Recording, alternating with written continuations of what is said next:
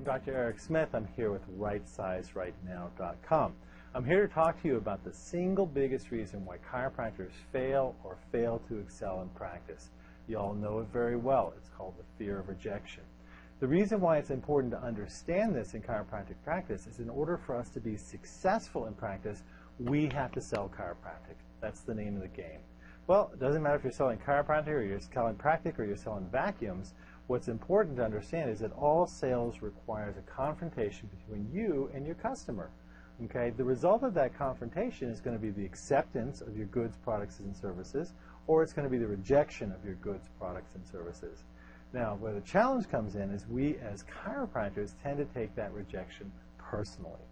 Well, the truth is we do that because rejection is a profoundly negative emotion, and we tend to avoid it whenever we can. This is why we walk around all day long trying to get everybody to like us all the time.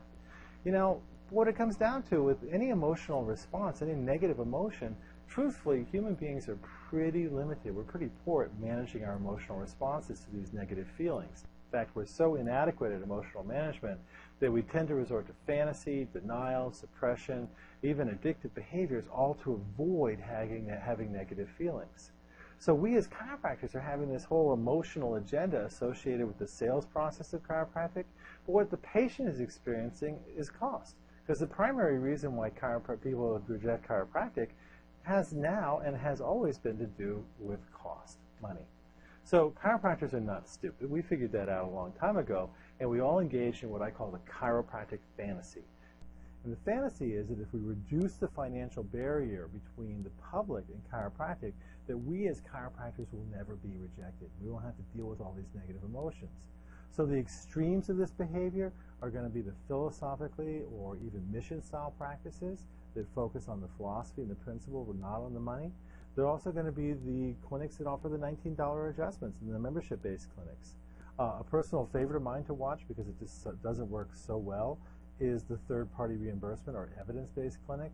We take the financial stress out from the patient, between the patient and the doctor, but we create the financial stress between you and the insurance company. And guess what? They're the ones who write the checks. You also have that strange little lunatic fringe that believes that if we actually get in bed with medicine, that somehow we're going to be able to gain public acceptance and avoid rejection by having medicine like us a little bit more. Well, the challenge is these strategies have been around for 119 years now, 18 years, and the trouble is that these strategies have never worked. In fact, they're really not working even more now because our market share is actually going down rather than up. And these strategies have all failed because they fail to confront the single biggest reason why chiropractors fail or fail to excel in practice. And once again, that's the fear of rejection. Now remember, you're going to get rejected. So in addition to the fear of rejection, you also have to deal with your emotional responses, your emotional management systems and techniques and tools to help you make it so you can get up and do this again. That's what success means. So it's really important for us as chiropractors, as individuals, to understand that this is a personal responsibility, because we don't want to be like the profession and create a fantasy, and yet that's exactly what we do to avoid rejection. We create fantasies and we come up with fantasy solutions that are going to help protect us from our fear of rejection. So the number one is the extreme events. Okay, this is the ropes course, this is the fire walk, this is all that stuff, that the seminars that you've seen over and over again. And really what that is that we're going to do this extreme event, and then that's going to somehow solve your fears, and you'll be able to confront them better. Well, I am a certified fire walk instructor. That's me walking across the hot coals right there. And I can guarantee you that the fears that you had and the limitations you had before you walked on the fire are exactly the same fears and limitations that you have after you walk on the fire. Except now you can reflect on them in the emergency room, or you can reflect on them in the joyful glow of how I walked on the fire and still didn't get burned. Well, we also fall into visualization. We fall into affirmations, and we fall into overcoming belief work. We fall into the law of attraction, that somehow if we can think this right, act this right, feel this right, visualize things this right, then we won't actually have to take action and risk rejection, that somehow these things will manifest in our lives magically. Okay? Now, the only person that seems to benefit from those techniques is the people who write those books and sell those seminars, because the only thing that's manifesting for them is the income into their bank accounts, because they keep selling the same systems over and over again, really for the last 100 years if you do your research. So when those things fail, that's when the coaching comes in. So we get the life coach, or we get the special seminar, the 1-day intensive, 2-day intensive, 3-day intensive. We're going to do all this stuff together, and we're going to push through your limiting beliefs, and we're going to get you to the extreme state of success. Okay?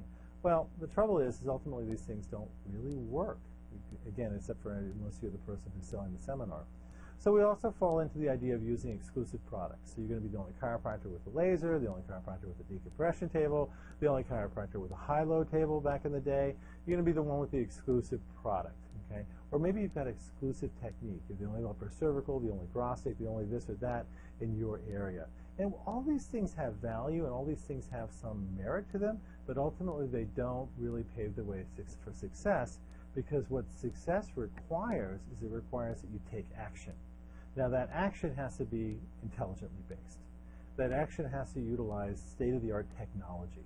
So technology is not always about a box, but sometimes it's about a system, a way of communicating, or a strategy. You also have to have the professional skills to actually deliver the goods in chiropractic. Okay? So those are all the things that make up action, but when you take action, you're going to fail sometimes, and you're going to get rejected. So you have to have the emotional management techniques to pick you up when you fall. That's the key. See, here's the takeaway, okay? You can't win this fight. Human beings are hardwired to avoid rejection. It's a simple survival skill, that's all. No matter what you do, you can't affirm, you can't visualize, pray, medicate yourself away from having the fear of rejection. You can't engage in a fantasy solution and expect to excel in life, okay? The reason you can't win this fight is that it's a paradox. If you don't take the action to make your life what you want it to be, then what winds up happening is you wind up rejecting yourself. And that's where the real crime happens. That's where the real damage is. Because you know what you should do. You know what you should do. We all have a list of things that we can do to be successful, yet we don't do them because we're afraid of what's going to happen if we fail. And if you don't take those action steps, what winds up happening is you reject yourself. And personally, that's a consequence that's a lot worse in a lot of cases than just having someone say no to the sales process. See, rejection and self-rejection takes the form of self-loathing and apathy. It takes the poor self-esteem. We wind up falling back into apathy where we don't want to be seen, we don't want to take risks, we don't want to take action. So the other part about this is to understand is that there's a solution, okay? And the solution is to accept the fear. The fear is real. It's hardwired in all of us. You have to assess your sensitivity to this fear. Now here's a secret. Some people are really kind of bulletproof when it comes to like the sales techniques or like money management, and other people, but they might be bulletproof over here, but they can't form an intimate relationship to save their life. Another person might be really good at relationships, but they can't make the money thing work or the action work business-wise. So each one of us has a different area of life where we're sensitive to rejection and other areas where we're relatively insensitive to it. So one of the key things about working with this issue is to understand where you lie and where your struggles lie. Because if you do that, then you can actually take the action steps that you need to take as an individual to make your life what you want it to be. So what we teach in Right Size Right Now is a company that I started that basically is based on me having studied pretty much every self-help system out there for the last 40 years, as well as being an active chiropractic practice for the last 28 years. So what we teach is we actually teach what works.